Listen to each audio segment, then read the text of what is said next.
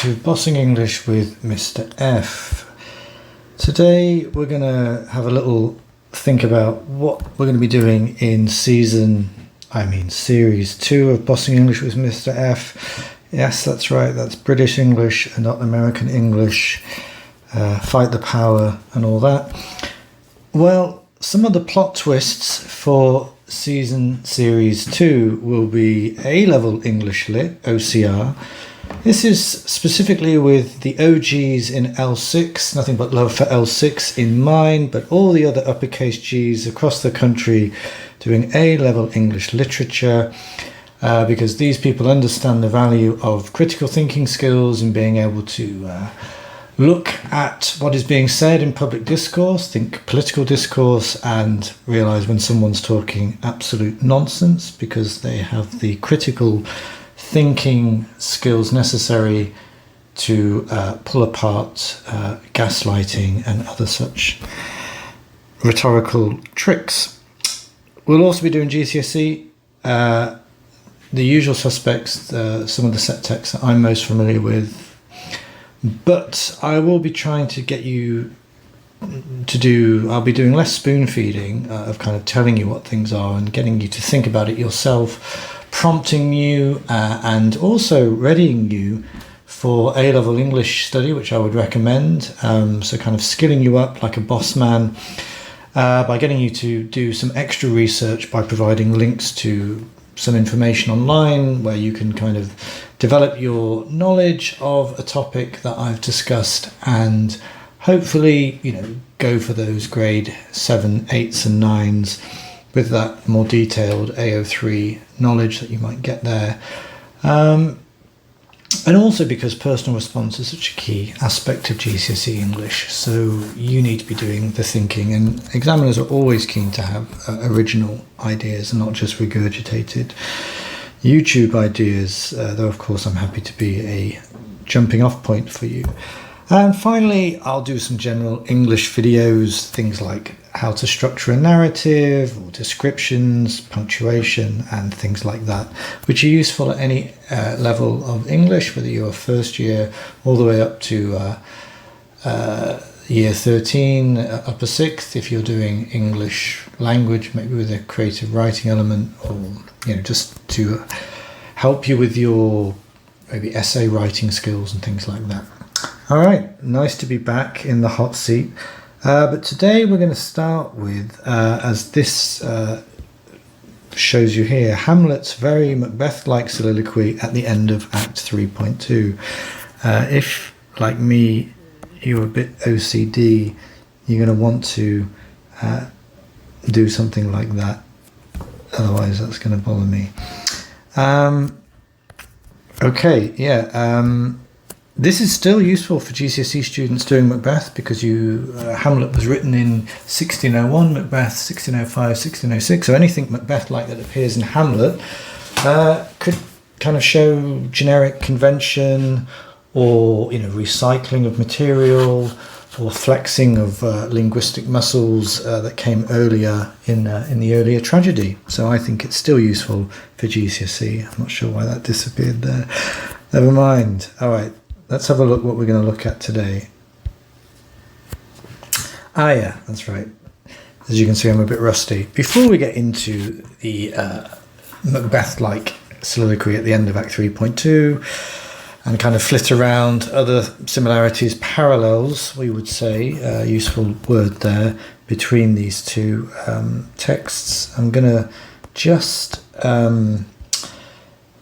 going to look at the assessment objectives that will be relevant if you're doing OCR English literature A-level and you're doing the Shakespeare questions. What are you going to be mainly doing? Well, the majority of it's AO2, isn't it? It's analysing ways in which meanings are shaped in literary text. So we're going to be looking at word level, sentence level, metaphors, similes, hyperbole, any dramatic kind of languages, because the other key part of that thing is the dramatic effects of whatever's being used by Shakespeare, whatever characters are saying, what relationships are being presented, where we are in the plot, why that's important in terms of rising tension maybe, but certainly those linguistic devices would be relevant here.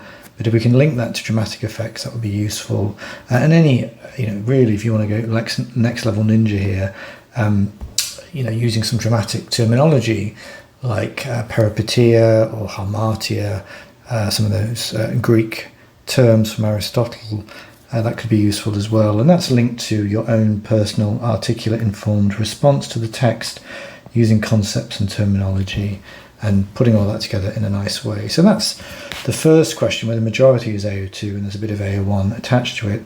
And that's part A, isn't it? And part B, it's AO1 50% and AO5, where you're drawing on different interpretations. And this can be either critical interpretations, so A.C. Bradley, famous Shakespearean critic, or Freud. You might use Freud with Hamlet, and have a short quote from Freud in there if it's relevant, or stage adaptations, film adaptations, even other adaptations, like if there's a graphic novel or an animated film, that could be useful as well. And your own personal interpretation is considered relevant there as well. Okay, let's have a look. Now, there's at least one student in the country. That's annoying, isn't it, that disappears like that, who will be rolling their eyes to see me mentioning Macbeth in the same breath as Hamlet. But be that as it may, hopefully they'll still get some benefit from this. All right, let's crack on. All right, so at the end of Act 3, Scene 2, which is this bit up to here, up to exit, Hamlet has a very short little soliloquy, and we'll just have a look at that now. "'Tis now the very witching time of night, when churchyards yawn and hell itself breathes out contagion to this world.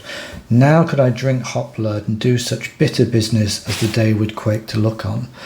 All right, so this language here is what's interesting to me. We have a semantic field of supernatural, the very witching time of night. Churchyards are doing metaphorical things. They're yawning open. Hell itself is breathing out. It's being personified. And we have a very typical theme of Hamlet, which is corruption. We might always refer back to there's something rotten in the state of Denmark, the idea of illness, the garden being full of weeds. And here we have the word contagion, which here means evil.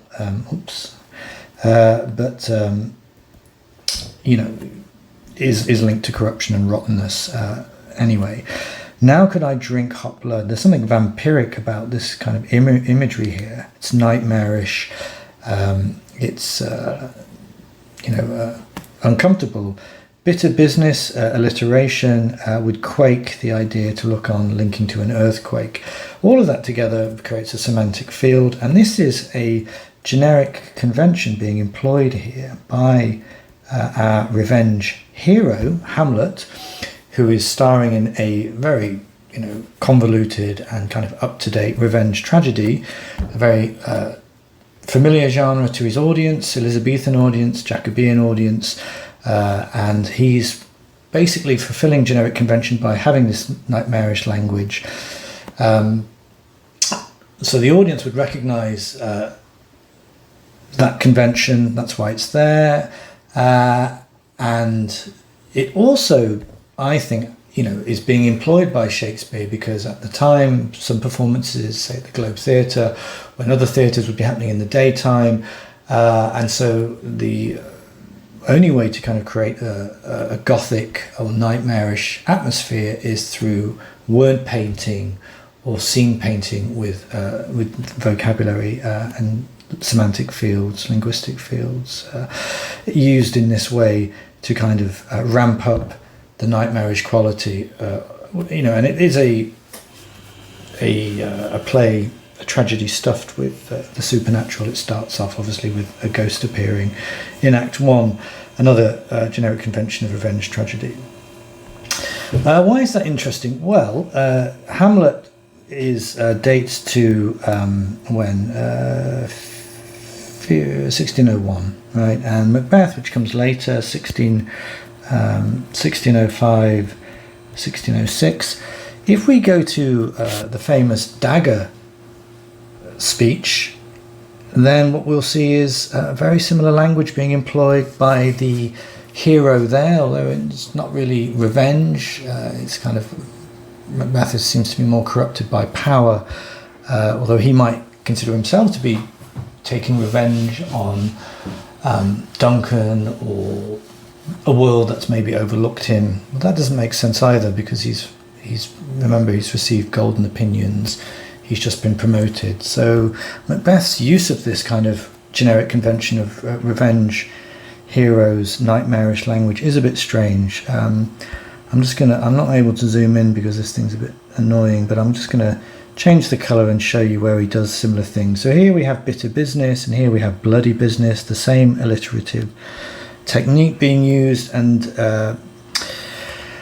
now over the one half world, nature seems dead, and wicked dreams abuse the curtained sleep. So we can already see some of that kind of, the language of supernatural evil is being used. Witchcraft celebrates pale Hecate's offerings. Hecate is the queen of the witches, so we have the very witching time of night, and here witchcraft celebrates pale Hecate's offerings. We get that kind of metaphorical language where withered murder, alarmed by his sentinel the wolf, whose howl his watch thus with his stealthy pace, with Tarquin's ravaging strides towards his design moves like a ghost. So inanimate objects are being personified and turned into animated objects in a kind of spookish, nightmarish way. And we even get references to breath. So there's a lot of parallels between these two, and I just think that's kind of interesting that convention is still being employed by Shakespeare, as if he's flexed this muscle and he returns to it in another similar scene. Interestingly, if we go back to Hamlet, I will speak daggers to her but use none. And here dagger is being used metaphorically to mean cruel language, to be mean, vicious, but not to actually enact revenge upon her. Remember, his father in ghost form has forbidden him to take revenge on his wife or Hamlet's mother. Only, again, a generic convention, should the revenger take revenge on the person who committed the murder, which is Claudius, the king's brother, and now Hamlet's stepfather. So that's the kind of legitimate form of revenge, but killing the mother would not be, and Hamlet's father suggests that her conscience will, her guilt will prick her, and that should be torment enough for her, so not to touch her. And here we see Hamlet, and again this is another interesting parallel between Hamlet and Macbeth. Macbeth, we know, gets corrupted and becomes more tyrannical, more bloodthirsty, more unreasonable, whereas Hamlet is aware of how corrupting he could be, both by taking revenge. Remember, Francis Bacon called that a kind of wild justice. So if we think of the biblical writ of an eye for an eye, a tooth for a tooth, you could see that there's a kind of biblical justification for it. But Hamlet seems to be aware that if he goes too far in his revenge, it would become, unjust and unnatural. He says, "O heart, lose not thy nature. Let not ever the soul of Nero enter this firm bosom. Let me be cruel, not unnatural." And the suggestion there is that killing the mother would then be unnatural, and he would have lost his nature. It's an interesting parallel there, which is something so annoying, that silly pen. Macbeth does do, but Hamlet is trying to stop himself becoming. Stop himself doing. All right, now another interesting thing here is the classical reference. We're going to move on to there. The soul, let not ever the soul of Nero enter this firm bosom. Nero, a famous tyrannical emperor of Rome, who did kill his mother. Again, if that's kind of reference is being used under AO1 as a concept, you might argue that those kind of high classical references are meant for a more educated audience, like Shakespeare himself went to a grammar school and was educated enough to have that kind of classical education with the teaching of the classics, hence his understanding of that.